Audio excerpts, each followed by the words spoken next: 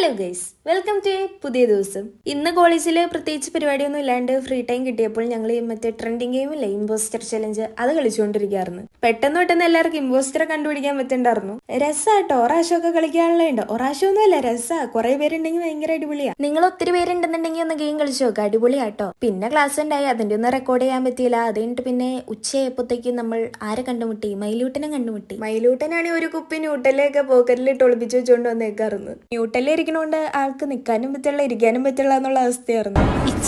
ഇച്ചക്കെന്നെ ഇഷ്ടല്ലേ? അങ്ക് ഓക്കെന്നെ ബേ.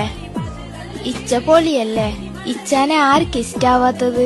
പിന്നെ കുറച്ചു നേരം അവളെ കളിയാക്കി കഴിഞ്ഞപ്പോഴത്തേക്കും ക്ലാസ് ആയി. പിന്നെ ക്ലാസ്സിന് വന്ന് റെക്കോർഡ് ചെയ്യാനൊന്നും പറ്റിയില്ല. പിന്നെ ഇവര് കിടന്നുറങ്ങണ വീഡിയോ ഇന്റർവെൽ ആയിപ്പെടുത്തതാ. പിന്നെ അപ്പോഴത്തേക്കും 4 മണിയായി. പിന്നെ പോകാനുള്ള ടൈമായി. അപ്പോൾ ടാറ്റ ബൈ ബൈ കൊടുത്ത അറ്റൻഡൻസ് ഒക്കെ പറഞ്ഞ് വീട്ടിലേക്ക് പോകുന്നു. വീട്ടിലേക്ക് പോകുന്ന കഴിഞ്ഞപ്പോഴത്തേക്കും നോമ്പ് തുറക്കാനുള്ള ടൈമായി.